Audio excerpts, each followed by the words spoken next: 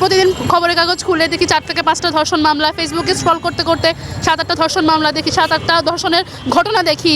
একটা 4 বছরের শিশু, 5 বছরের শিশু, 8 বছরের শিশু, একজন বয়োবৃদ্ধা নারী, তারপর দেখা যায় কি বাবার হাতে হচ্ছে মেয়ে ধর্ষিত হচ্ছে।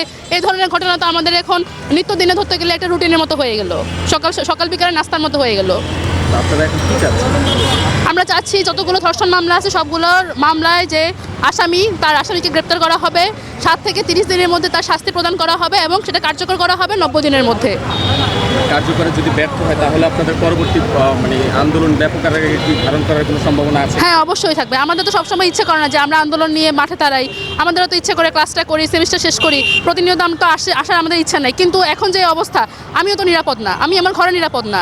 আজকে আসিয়ার জায়গায় আমি থাকতে পারতাম।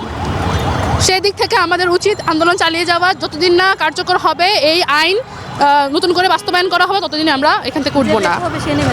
যে ব্যর্থ আর যদি কেউ না পারে, আমাদের যে দাবি এটা যদি বাস্তবায়ন করতে কেউ ব্যর্থ হয় তাহলে তারা পদত্যাগ করুক, সমস্যা নাই। দেশে আরও অনেক মানুষ আছে যারা বাস্তবায়ন করতে পারবে।